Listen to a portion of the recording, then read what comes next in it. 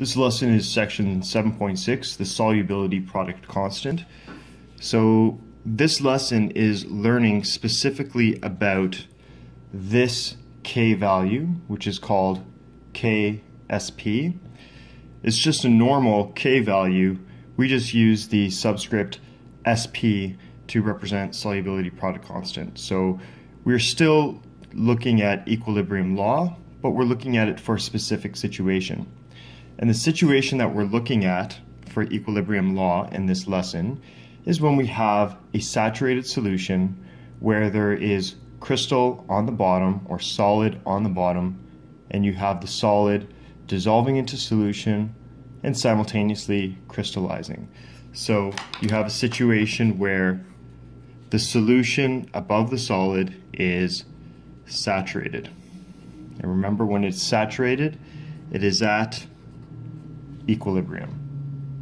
So to repeat, today's lesson is solely about equilibrium law for saturated solutions.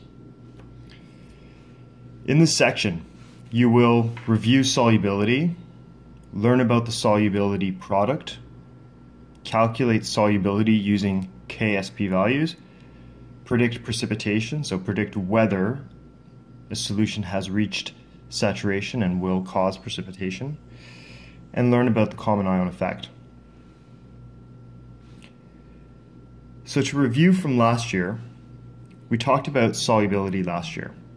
And so the first sentence here says, remember that solubility is defined as the maximum concentration of an ion within a solution for that temperature. And so note that when you have the maximum concentration of an ion in a solution at that temperature, that means that you are at equilibrium, because the maximum concentration in a solution, because the solution is saturated. And since we are at equilibrium, because the solution is saturated, we are allowed to use equilibrium law. Solubilities look like the following. So the maximum concentrations are often expressed in the following way. Copper 2 sulfide solubility at 25 degrees Celsius is 8.89 times 10 to the negative 19 moles per liter. So what this is saying is that at 25 degrees Celsius, the maximum concentration of a copper 2 sulfide solution is 8.89 times 10 to the negative 19. So that is your maximum concentration of a solution. As you can see, because it's times 10 to the negative 19, it is very low. Okay. So you may recall from last year when we were looking at our solubility chart on our periodic tables last year that certain ionic compounds had very low solubility, and that's what this means. That means that these compounds with very low solubility, they have a very, very small concentration at saturation. So the solubility product, which is Ksp. Note that the above solubility is very small. That means, although copper 2 sulfide is an ionic compound, not very much of it will actually dissolve in water. So we tend to think that ionic compounds generally dissolve in water. Well, we know that there are some compounds that don't dissolve very much in water. And for example, that's like copper 2 sulfide, right? And anything that precipitates has a very, very low solubility. For ionic compounds with low solubility that don't dissolve very much in water, we list the Ksp value.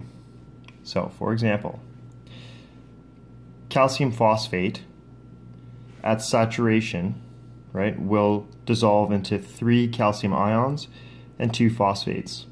And so, because this is at equilibrium, so this is because we can say at a saturated solution, we can list the K value for this. So K is products calcium raised to the stoichiometric coefficient, phosphates raised to the stoichiometric coefficients. So products over reactants. But as we can see, there's no reactants here. So why isn't there reactants in this K expression? Right? Remember, typically we have K is products, concentration of products over reactants. So why no reactants? I have a reactant here. Well, you have to remember that. Why is there no denominator? Well, that is because the reactant is a solid and has constant concentration, which is basically density. Right? Take a look. These are ions, which means they dissolve in solution. These ions have this entire volume to fill. And depending on how much solvent there is, or depending on how much liquid there is, that will create different concentrations based on how much liquid there is. Right? So these ion concentrations can have variable concentration based on how much liquid is in the solution. Solids, however, occupy a defined space. So their volume never changes because they have a specific space where the mass is enclosed, which is within the crystal. So they have a constant density. And we've talked about that many times before. So here's an example of a very typical question that has to do with Ksp. Calculating Ksp given solubility. So we are given right here in this example, if the solubility of magnesium fluoride is 0.00172 grams per 100 milliliters, calculate the Ksp. So we're going to create an expression like this and calculate it for magnesium fluoride. As we can see right now, my solubility is given in the units grams per milliliter. But when I do K expressions, remember that I should be doing them in moles per liter. So I will have to then change my grams per 100 milliliters into moles per liter. So that's the first thing that I'm going to do. Right. I'm going to convert my 0.00172 grams of magnesium fluoride for every 100 milliliters, and I'm going to convert that into moles per liter. So I'll just use a bunch of conversion factors because I think that's probably the easiest way to go. So for every 1 mole, I've got magnesium, which is 24.31 plus 2 times 19 grams of magnesium fluoride. So I've just calculated the molar mass there in the denominator, times 1,000 milliliters for every 1 liter. And that right there should give me my molar solubility. So let's check. Grams cancel. Milliliters cancel. And then I just enter the values into my calculator. And I end up with this. I end up with 3.05 times 10 to the negative 2 moles per liter of magnesium fluoride. And so this right here is your molar solubility.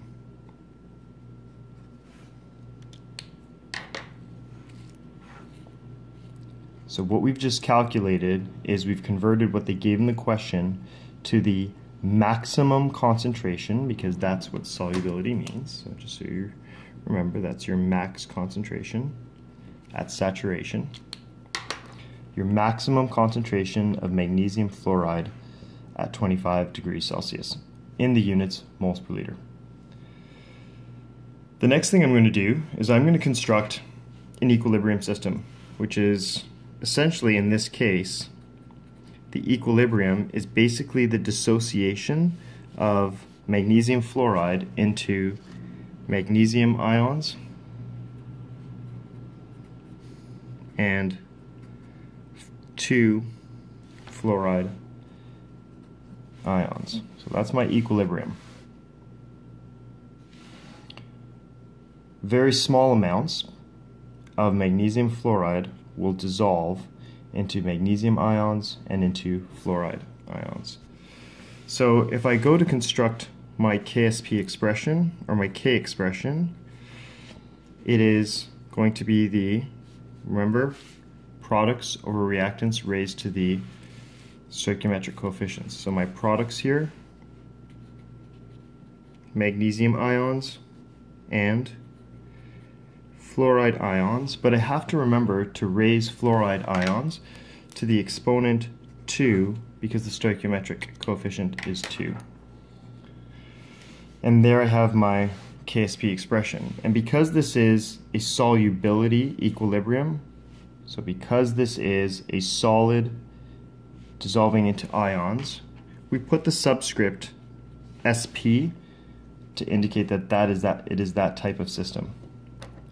So how am I going to calculate Ksp? I have the concentration of magnesium fluoride, how much magnesium fluoride dissolves, but I don't have the concentration of the individual ions. So I just have to remember something. I have to remember that the ratios that magnesium fluoride, for every magnesium fluoride, okay, so for every 1 magnesium fluoride, I will get 1 magnesium ion and 2 fluoride ions. Okay, and that is just solubility, right? That is just dissociation. 1 magnesium fluoride will dissolve into 1 magnesium ion and 2 fluoride ions. So if I'm given the solubility of 3.05 times 10 to the negative 2 moles per liter of magnesium fluoride, therefore, because of the ratio 1 to 1, my concentration of magnesium ions is the same, 3.05 times 10 to the negative 2 moles per liter, but my concentration of fluoride ions will be double that. So 2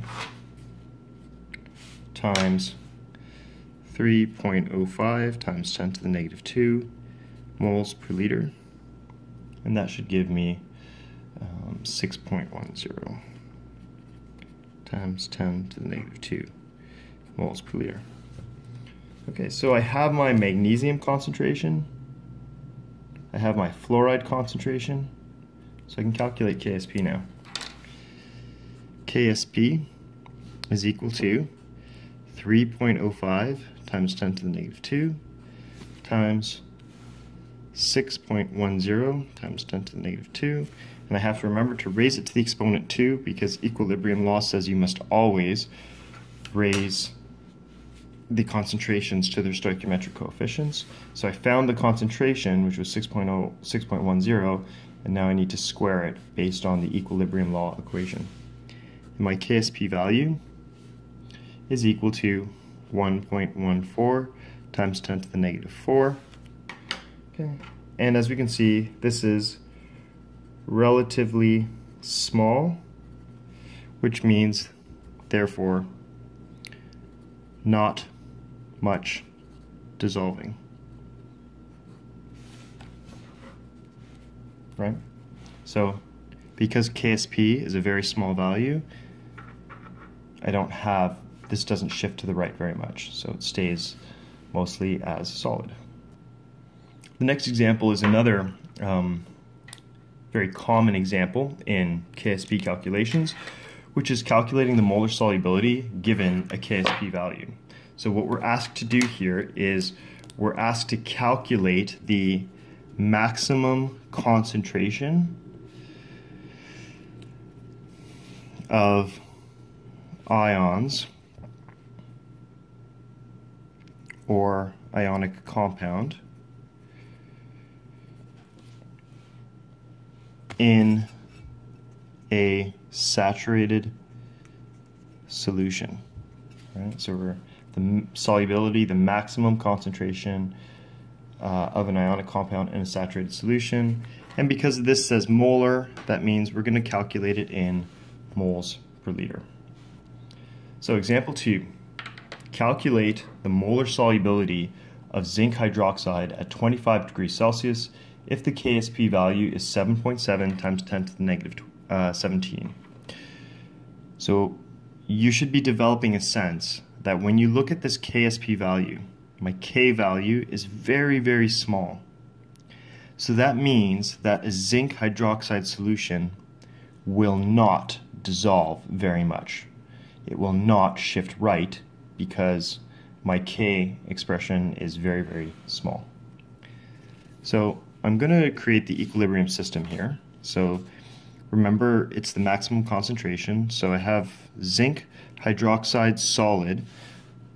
Oh, sorry, that is zinc hydroxide solid.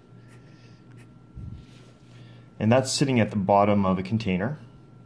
And very small amounts of it are dissolving into zinc ions and hydroxide ions.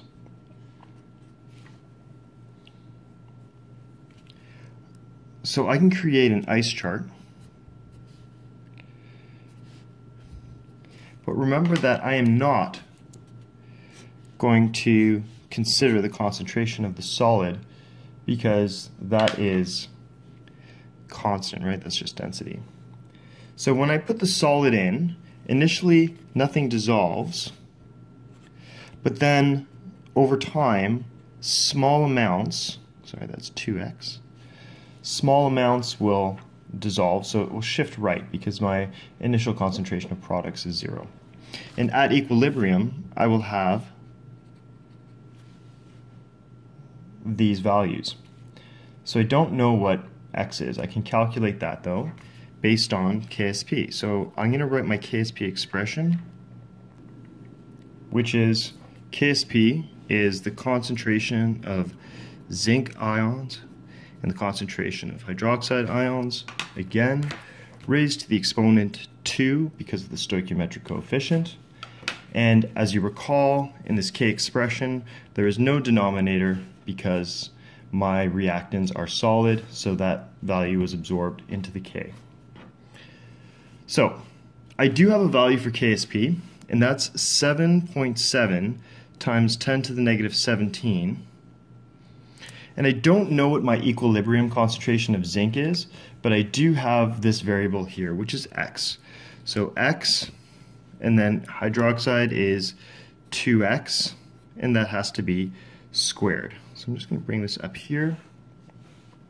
So 7.7 times 10 to the negative 17 is equal to, well, 2x squared is 4x squared times x, so that's 4x cubed. Divide both sides by 4. Okay. 7.7 times 10 to the negative 17 over 4 is equal to x cubed. And then I'm going to cube root both sides.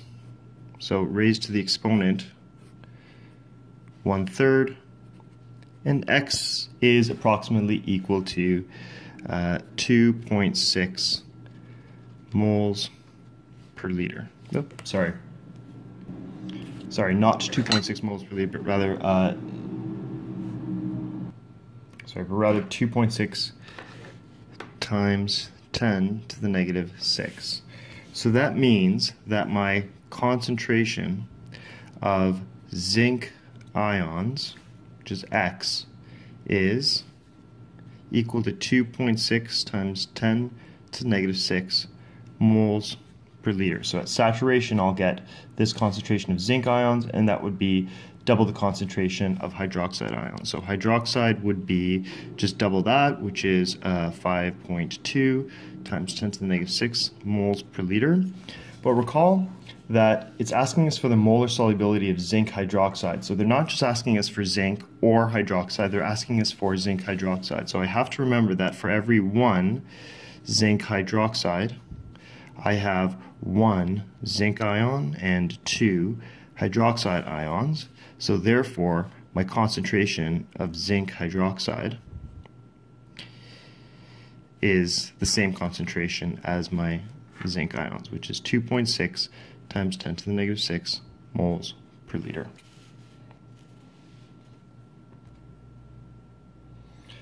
So the next question is predicting precipitation. So just like in the previous questions that we've done at equilibrium, we can use Q, which is the reaction quotient, to determine if the system is at equilibrium. Remember, we can use Q and see if it is close to K, and if it's close to K, then the system is at equilibrium. If Q is less than K, then the system has to shift to form more products, and if it's greater, it has to shift to form more reactants. So in these cases, Q is called the trial ion product. So in these cases, so when we're dealing with solubility equilibrium, Q has a specific name called the trial ion product because it helps us to determine whether precipitation will occur. So here are the rules. If Q is less than K, so we've seen this before, if Q is lower than the equilibrium value of K, then no precipitation will occur. The system is not at equilibrium and the salt will continue to dissolve, so we'll have a shift right. If Q is equal to K, then the system is at equilibrium and no more salt will dissolve. That means that it is saturated. If Q is greater than K, then the system has too much ion in solution, so it's gone above its maximum concentration and will form a precipitate to go back to equilibrium. Okay, so if your Q value is too large, you will get a precipitate so that it will go back to the saturated point. Okay, so here we go. So determining whether a precipitate will form. If 100 milliliters of a 0.1 molar calcium chloride solution is mixed, not missed, with 100 milliliters of 0.04 molar sodium sulfate solution at 20 degrees Celsius, determine whether a precipitate will form. The Ksp for calcium sulfate is 3.6 times 10 to the negative 5.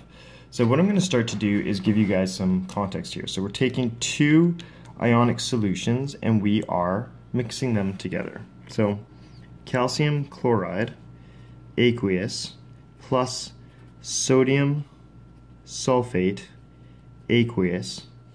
So this is just a double displacement reaction, and then we're going to get calcium sulfate, which will be our solid, and sodium chloride, which is aqueous. And I'll just remember to balance this, which is by putting a 2 over here. So how did I know this was the solid without looking at a solubility chart? Well, sodium chloride is table salt, so I know that that dissolves pretty well. But also, the question gave me a Ksp value for calcium sulfate, which was very small. And so that means that calcium sulfate does not dissolve very much in water, so it has to be the solid. Okay. So essentially what this is, it's a double displacement reaction, and I am producing something that does not dissolve very much in water. Right?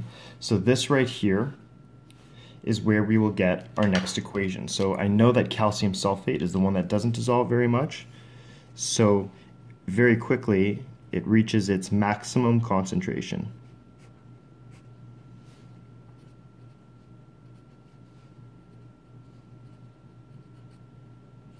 Sorry, I'm not sure why I put a 2 there.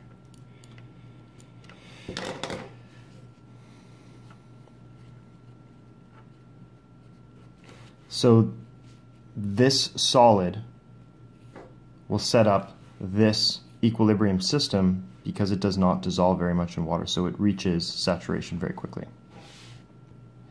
So now that I have this, I need to find the concentrations of calcium ions and sulfate ions in solution at this point to see whether or not I am at equilibrium. So how am I going to find the concentration of calcium ions and sulfate ions to see if I am at equilibrium? Well, I was given the concentration of calcium chloride to start with, and I know that calcium chloride will produce 1 calcium ion, but the thing here is that I am diluting it. So I'm taking a concentration, I'm taking 100 milliliters of that concentration and I'm mixing it with another 100 milliliters. So that means that I am actually going to have half the concentration after I've mixed it. So we can actually show that with a calculation.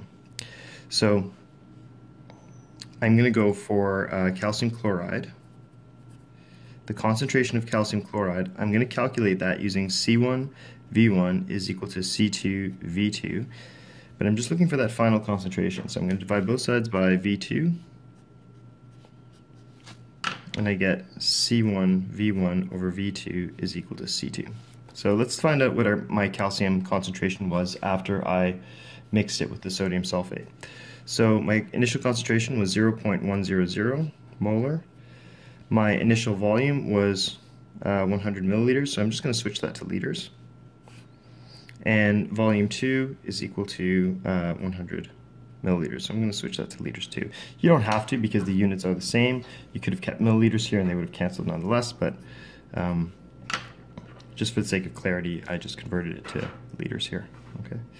So what I end up with is I end up with a concentration of 0.0500 moles per liter of calcium chloride. But I have to remember that for every 1 calcium chloride, I produce 1 calcium ion.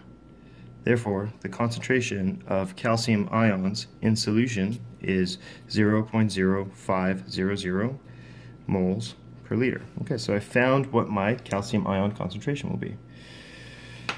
I'm now going to do the same thing for sodium sulfate, and I'm not going to show the work in deriving the equation here. I'm just going to go straight to the C1V1 calculation. So for sodium sulfate, my initial concentration was 0.0400 moles per liter, and I had 100 milliliters of that. And my final volume is 0.200 liters. And I just remembered that I made a mistake here. This should actually be 2. Okay, so sorry for the confusion there. The final volume, once I've mixed the 100 and 100, should be 200 liters, or milliliters, which is 0.02 liters. So that should be 0.02.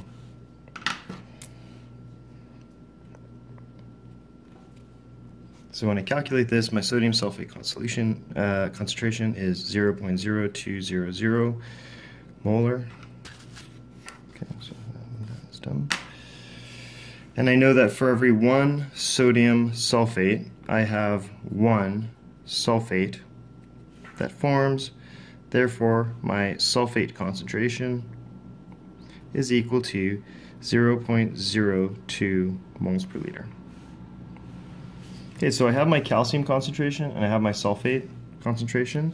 So, and I have this equilibrium system. So I'm going to do a trial ion product here. Okay.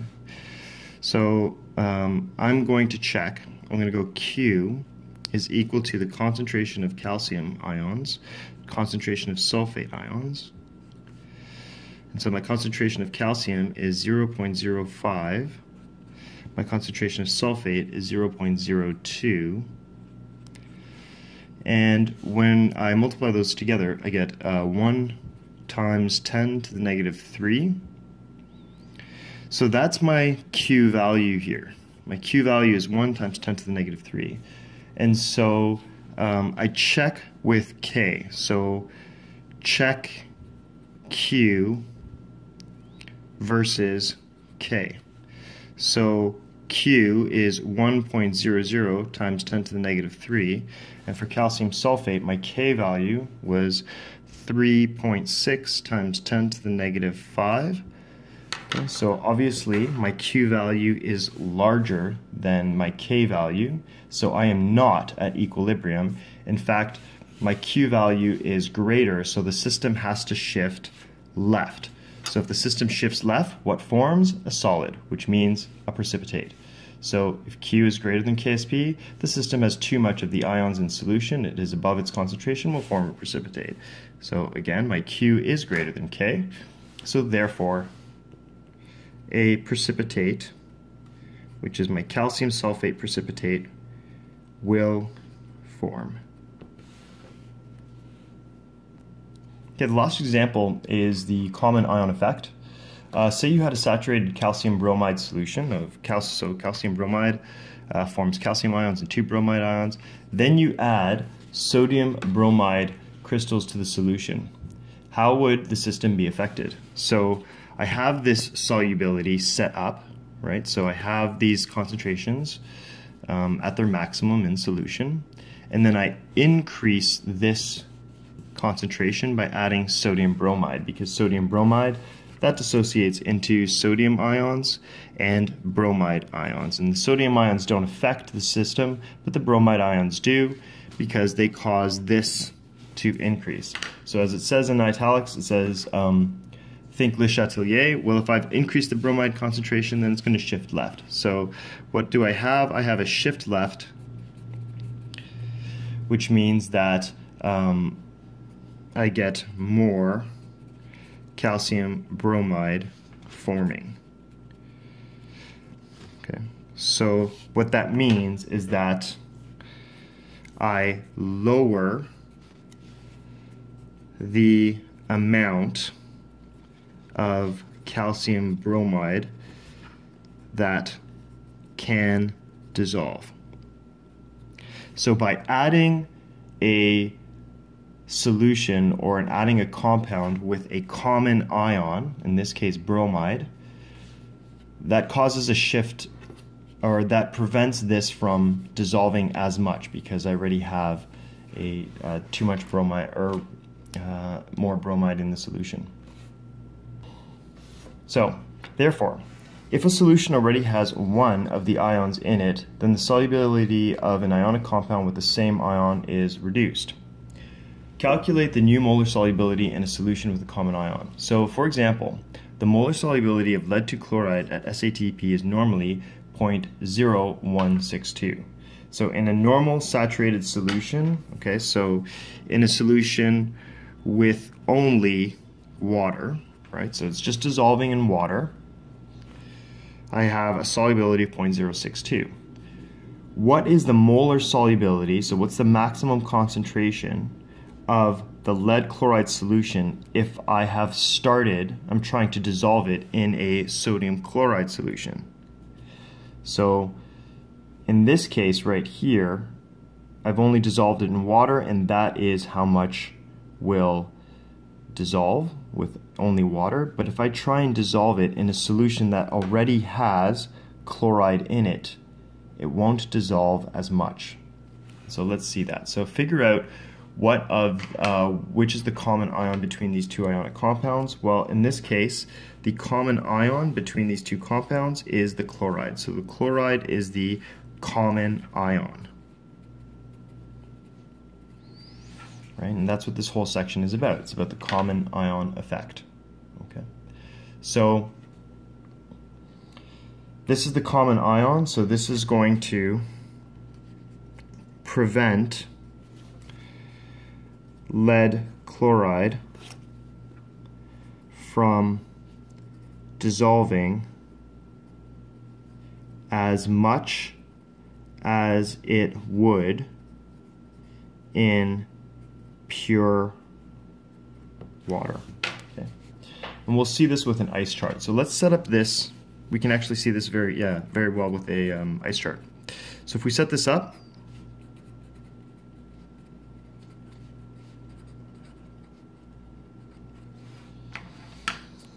okay, we're going to set up an ice chart. So I, C, E. Again, I'm not going to calculate these values right here because these will be constant. So if it was just pure water, initially these would be both 0 because there would be no concentration of lead and no concentration of chloride. However, because I have a 0.02 molar solution of sodium chloride, and I have for every 1 sodium chloride, I have 1 chloride, that means that I'm already starting off with a concentration of 0.2 moles per liter of chloride. But since there's no lead, some of it will still have to shift to create a little bit of lead in that solution. So I will still have a shift right. And at equilibrium, I have this 0.2 plus 2x. So again, the common ion effect is that I am dissolving this compound, lead chloride, into a solution that already has chloride. I'll set up my Ksp expression now. So Ksp is equal to the concentration of lead and the concentration of chloride, again raised to the exponent 2 because of the stoichiometric coefficient. And so I end up with 1.7 times 10 to the negative 5, and that's my Ksp. That's my Ksp of lead chloride, and you can look that up. Okay, if you wanted to look it up, it's in your package right here. All the Ksp values, so lead to chloride, 1.2 times 10 to the negative 5 right there. That's my Ksp value.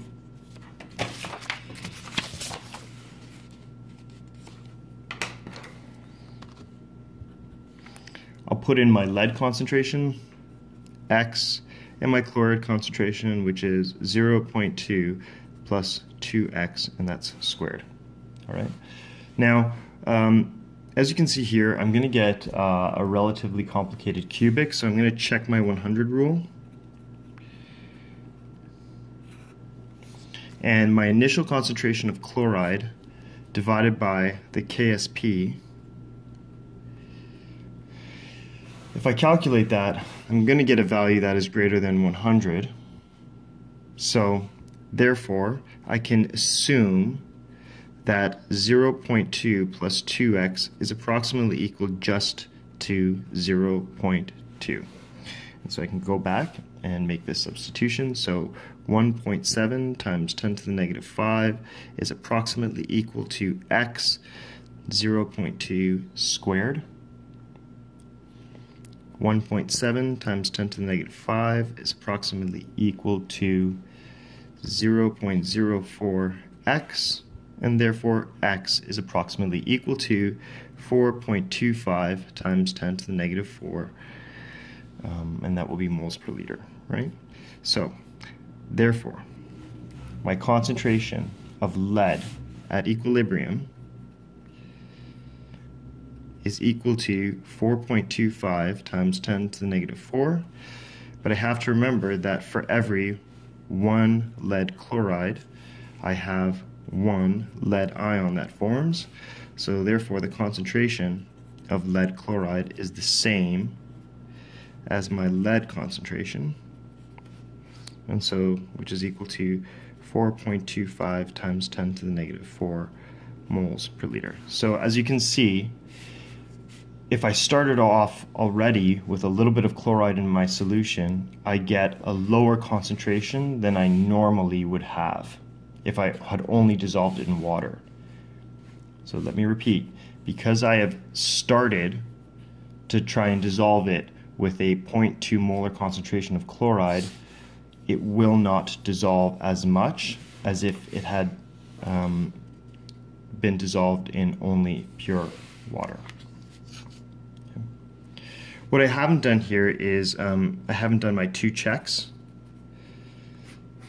which is the 5% difference rule, and then also check that Q is approximately equal to K. But for the sake of space and time, you would, I've omitted that, but you should do that as well. Okay? All right, thanks for listening.